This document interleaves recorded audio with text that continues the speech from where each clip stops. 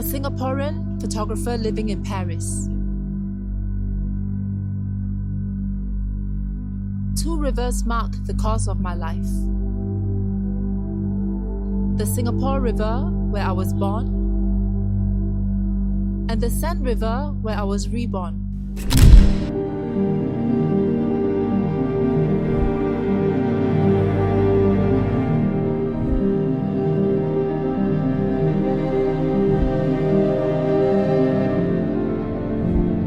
First time when I came face to face with her photographs, she's leading the viewers into an inner world.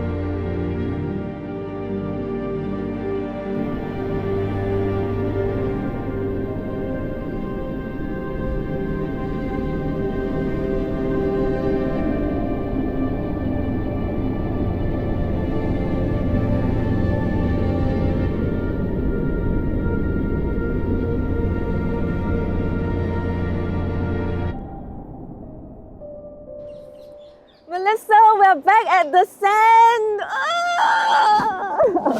Okay, how's your project? How's it going? Yeah, remember when we were here a few years ago, I was telling you that I was photographing the Seine because its length, 777 kilometers, felt like a sign for me to photograph it. Because 7 is known as the number of perfection. 7 days in a week, 7 colors in the rainbow, 7 notes in the diatonic scale. I've spent the past few years following the Seine, curious to see what lessons it has for me. So the project is finally complete.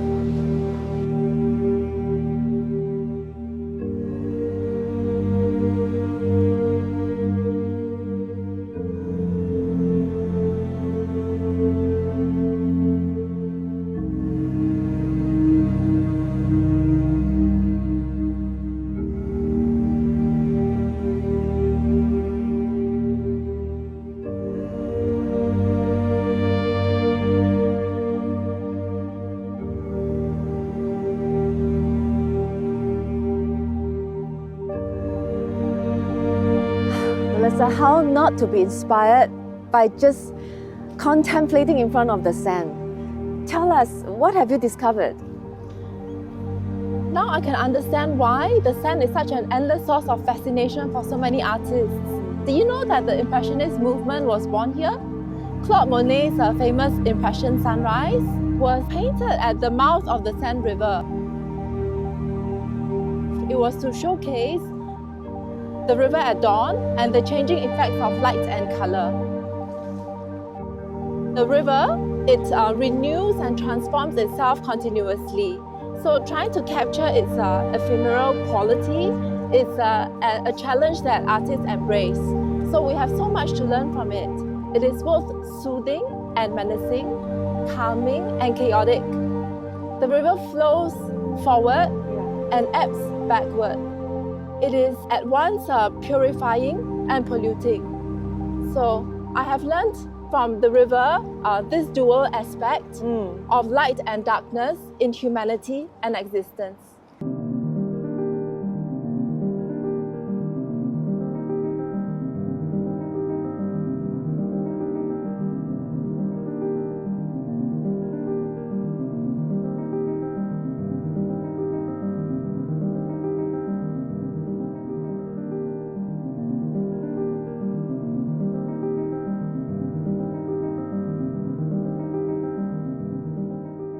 Actually, many writers, philosophers, poets, artists, they're all inspired by La Seine.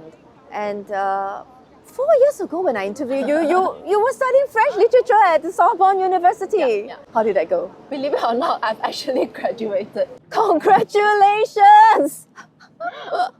Yeah, it's finally over. And you know, I used to regard French as the language itself as an untamable beast. But it has since then become my faithful companion, and it has given me access to new ideas and insights never available before. So I used to be very fascinated. I used to travel the world, religious worlds, photographing different religions because I was fascinated by the idea of spirituality. And do you know that in France, the poet is prophet? or at least according to Victor Hugo. Yes, Victor Hugo. Everybody knows the author of Les Miserables and of course Notre Dame de Paris. Did you know that his daughter Leopoldine drowned in the Seine River? No. And while he was mourning her, he actually wrote some of his most inspired works, like Les Contemplations, the Contemplations, a collection of poems that he regarded as the autobiography of his own life in verse form. And in fact, I'm doing a master's degree now in French literature. What? And why do you want to torture yourself like that? I'm attempting to reread the Contemplations of Victor Hugo in the light of photography. But it's going to be very tough, Melissa. No, but you know, I'm so glad I learned the French language, because if I didn't, I wouldn't have understood what he was writing. I wouldn't have been able to read his poems, because it's impossible to translate. Yep. A lot of the nuances will have been lost to translation. And through him, I have learned that poets are considered to be people with special abilities to see beyond reality and to be able to express profound truths about the human condition and the world around us. So I'm so glad I was able to read Hugo. Yes. Do you have a personal favorite quote? Yeah. You know what he said? He said, "What is a river without its source? What is a people without its past?" That really struck me.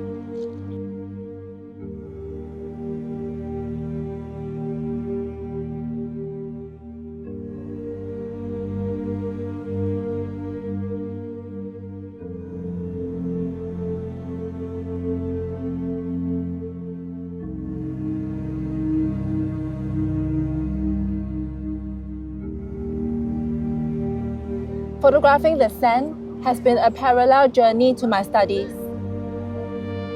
The river represents not just the flow of time, but also transformation. Like the Greek philosopher Heraclitus said, "No man steps into the same river twice, for it is not the same river and he is not the same man."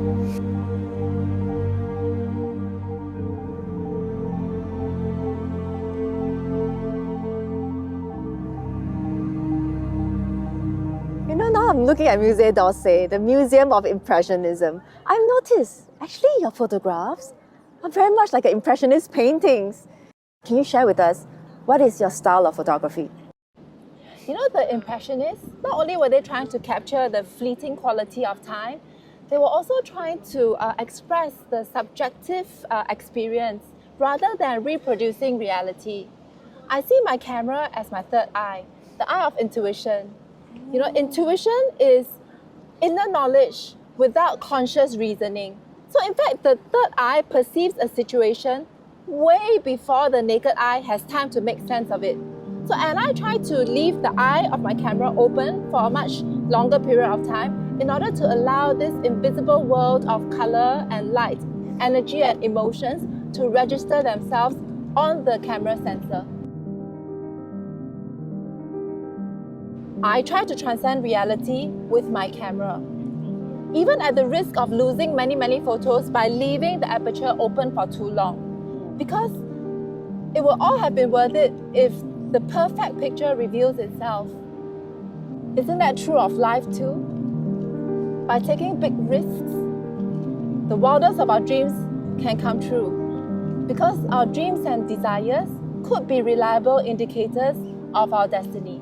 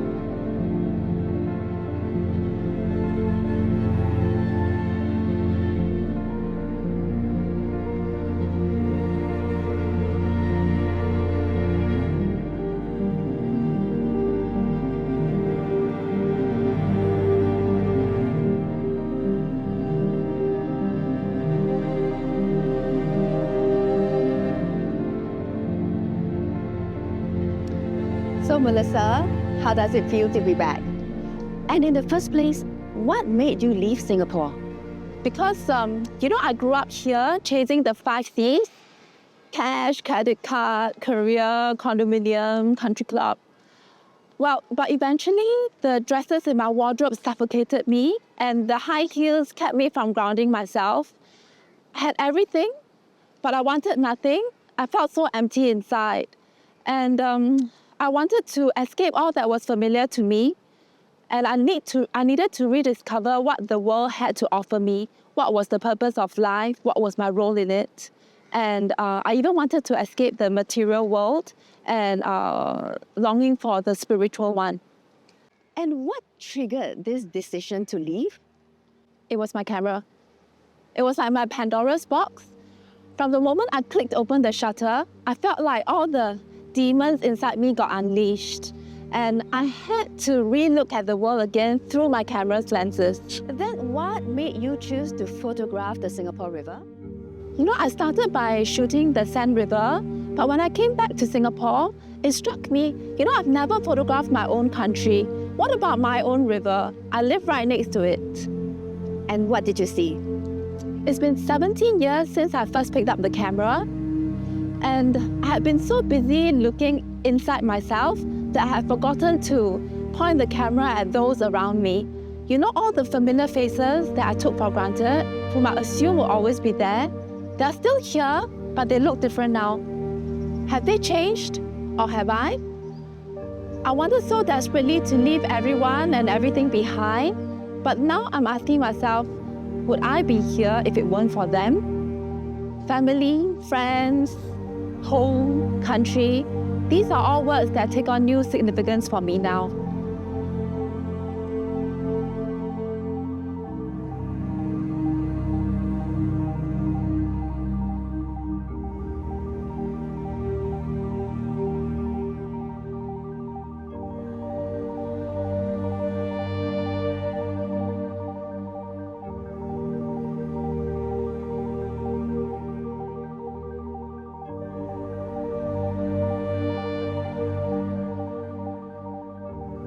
Melisa, I heard there are going to be 2 big exhibitions of yours being held here in Singapore. Yes. This month, Anderson Bridge, we're going to show my works on the Seine River and the Singapore River for the very, very first time on this bridge, which will be transformed into an outdoor gallery. And then afterwards, all the works will be moved to VivoCity. I'm so honored because it's supported by both the French and Singapore governments. While it is going to be presented by the French Embassy in Singapore as part of the Voila Festival, and to celebrate 60 years of diplomatic relations between the two countries, the Singapore government, the LTA, NParks, NAC, MCCY are all on board too, supporting this. Also, there are companies like Maple Tree, VivoCity, Fullerton Hotel. Yes. And international companies and local ones like Hewlett Packard, Fuji Signcraft, Madabout Marketing Consultants, and Boltec Insurance are all on board to support me and to help me realize this dream. You have so many supporters. Yeah. Oh, this is amazing. Melisa, I'm so proud of you. Thank you. Do you want to see how the prints are being made? I can take you to the printers. Yes, please, of course.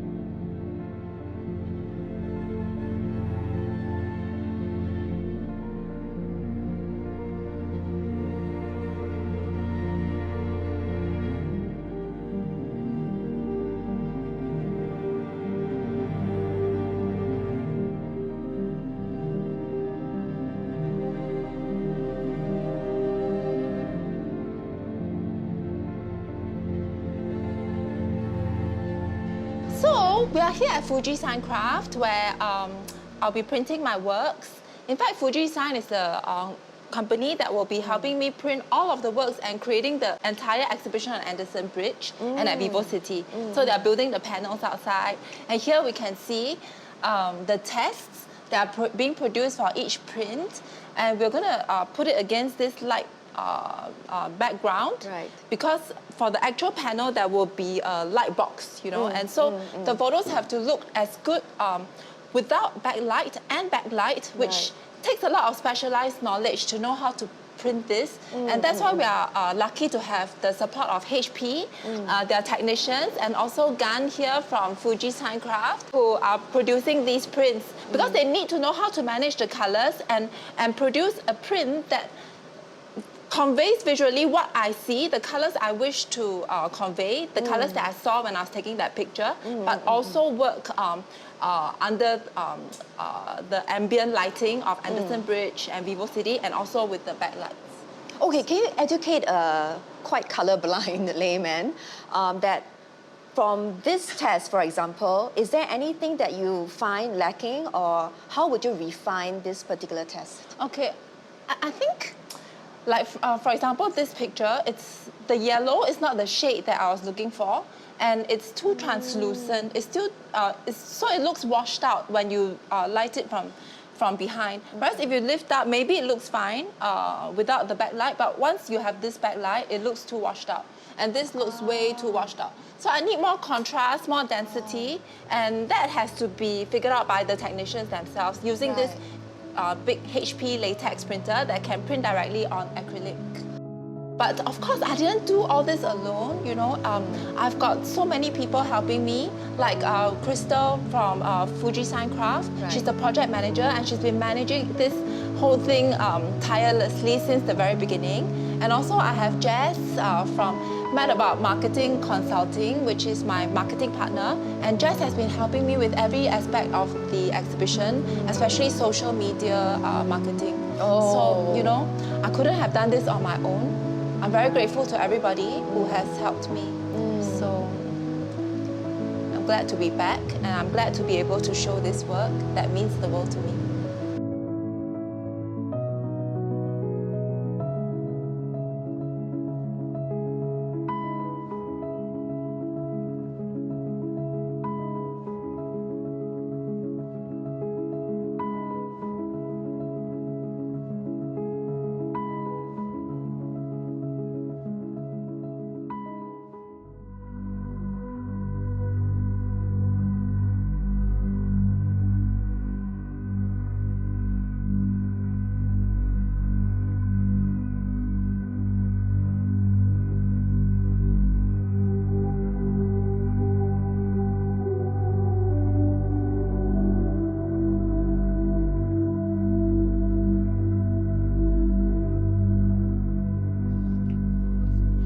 After Anderson Bridge, the whole exhibition will be moved over here to VivoCity so that viewers can appreciate the works closer to the sea.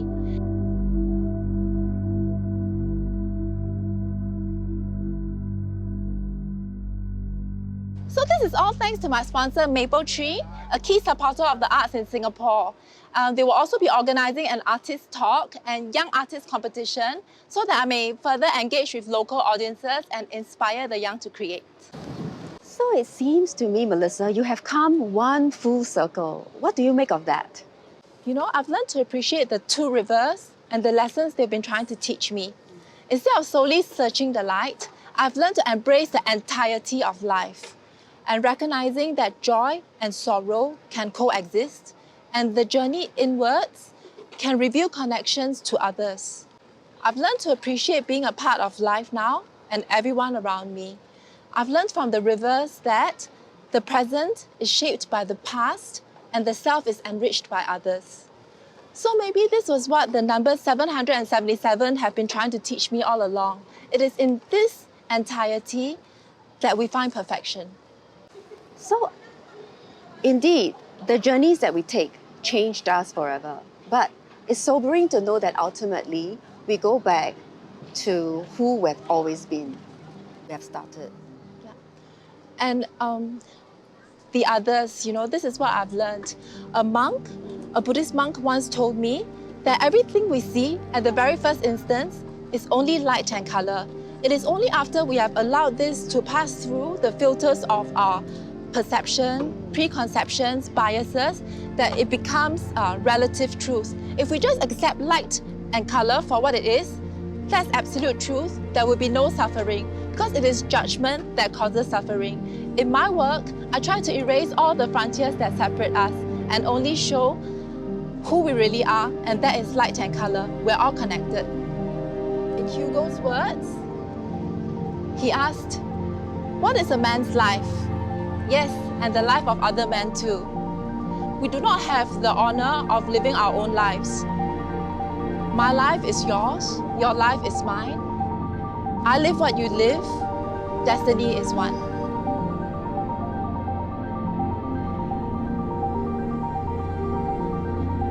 I'm a Singaporean photographer living in Paris. Two rivers mark the course of my life. The Singapore River, where I was born, and the Seine River, where I was reborn. The Singapore River carries my memories, and the Seine River, my dreams. I left one behind in search of the self, but discovered instead that all our destinies are intertwined. We're all connected to one another. Just as all rivers eventually meet again at the sea, we too are one.